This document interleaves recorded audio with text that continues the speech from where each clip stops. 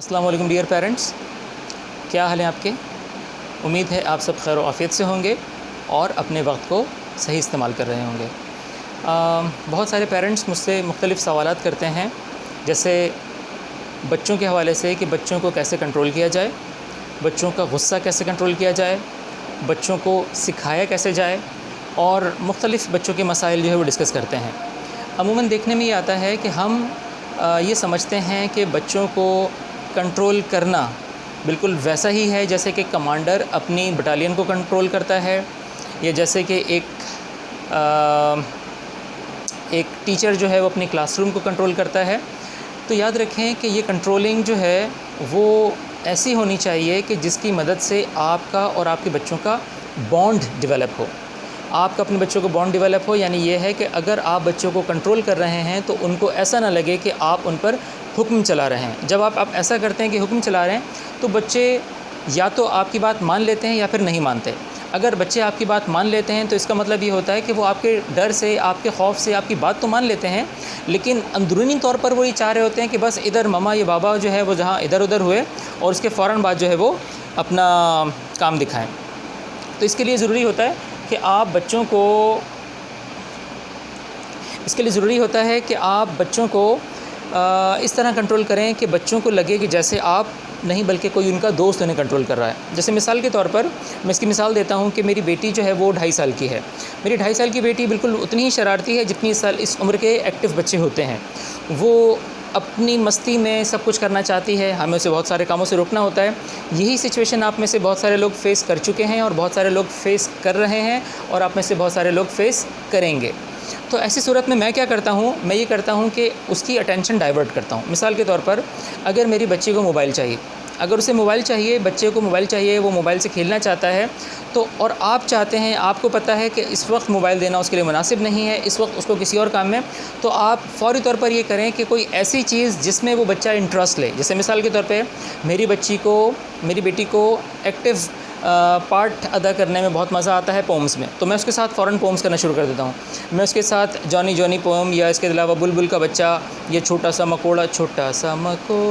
درخت پہ چڑھ گیا، جیسے ہی میں اسے کرتا ہوں تو فوراً وہ میرے ساتھ جھومنا شروع کر دیتی ہے، اور اس کے بعد جو ہے وہ ویسے ایگزیکٹلی جو ہے نا وہ بناتی ہے، چھوٹا سا مکوڑا درخت پہ چڑھ گیا، تو وہ بالکل ویسے پرفارم کرنے لگتی ہے۔ اسی طرح سے جب میں دیکھتا ہوں کہ وہ اس سے بھی اکتا گئی ہے تو پھر میں اسے فوراً ریسلنگ کی طرف لے آتا ہوں۔ میں کہتا ہوں اچھا ڈیڈی سے ریسلنگ ہوگی، فوراً میں جیسے فیس کور کرتا ہوں اور اس کے بعد وہ کیا کرتی ہے، بھاگتی ہوئی آتی ہے اور میرے پاس مجھے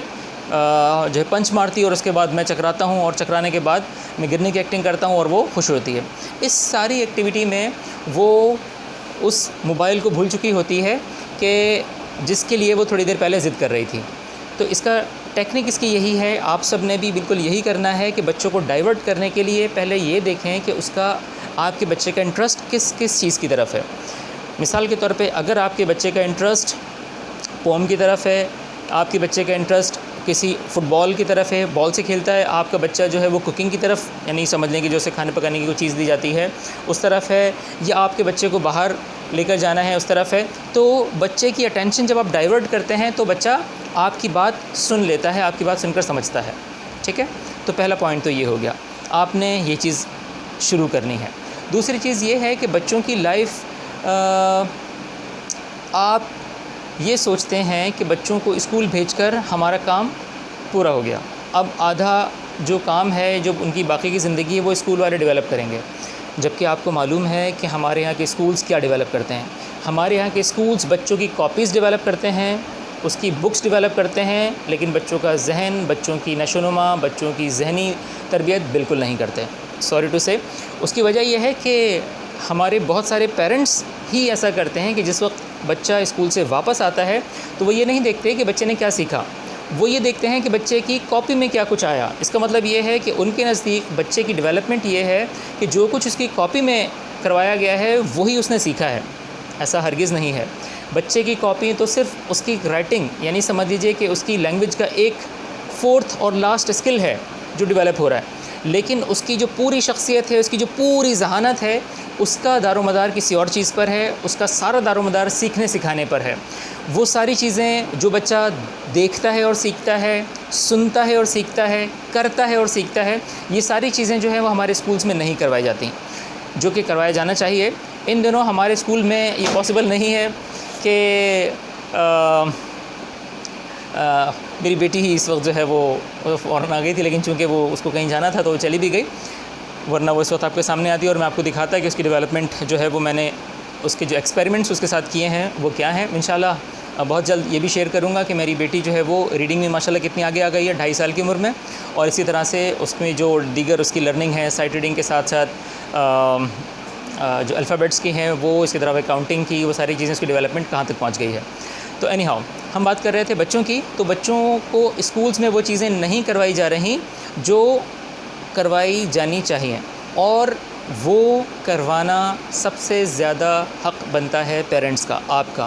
یاد رکھیے، آپ پیرنٹس، آپ والدین بچوں کے سب سے پہلے ٹیچرز ہوتے ہیں، آپ بچوں کے سب سے پہلے ٹیچرز ہوتے ہیں۔ آپ بچوں کو سکھائیں، آپ بچوں کے ساتھ کھیلیں، ٹھیک، سب سے اہم ضرورت یہ ہے کہ آپ بچوں کے ساتھ کھیلیں، بچوں کو ٹائم دیں۔ جب آپ بچوں کے ساتھ کھیلیں گے، انہیں ٹائم دیں گے تو بچوں کو مزہ آئے گا، بچوں کو ایسا لگے گا کہ اس کا مطلب یہ میرے پیرنٹس ہیں، یہ میرے دوست ہیں۔ جب یہ ان کو ایسا لگے گا کہ یہ میرے دوست ہیں، تو ابتدائی عمر میں جن بچوں کے دماغ میں یہ بات بیٹھ جاتی ہے کہ ان کے پیرنٹس ان کے دوست ہیں، تو یاد رکھیے یہ وہ بچے ہوتے ہیں جو بڑھاپے میں بھی آپ کے دوست بنتے ہیں۔ یہ وہ نہیں ہوتے جو آپ کو اولڈ ہاؤس لے جائیں، یہ وہ نہیں ہوتے جو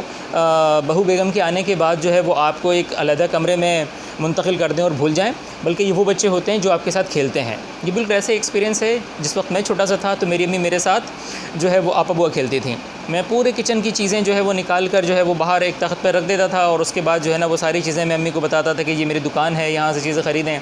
تو امی ساری چیزیں مجھ سے خرید رہی ہوتی تھیں، ان کے اس ٹائم دینے سے آج ایسا ہوا ہے کہ الحمدللہ مجھے جب کبھی موقع ملتا ہے تو میں اپنی امی کے لیے دعائیں کرتا ہوں، اور اسی طرح سے اپنی امی کے ساتھ کوشش کرتا ہوں کہ وہ چیزیں جو میں نے ان سے سیکھی تھیں آج میں انہیں کے ساتھ ریٹرن کر سکوں ان کا۔ اللہ تعالیٰ مجھے اس کی توفیق دے، آپ سب کو بھی اس کی توفیق دے۔ تو میں بات اپنی یہیں پر اسٹاپ کرتا ہوں، اور اس کے بعد اگلی ویڈیو میں آپ سے کچھ مزید ٹپس کے ساتھ بات آگے بڑھاؤں گا۔ اس کی وجہ یہ ہے کہ ویڈیو کی لینتھ زیادہ نہ ہو اور آپ کو بوریت کا احساس نہ ہو۔ تو انشاءاللہ اپنی بات یہیں سے کنٹینیو کریں گے، دیکھتے رہیے فرید حنفی۔ Thank you.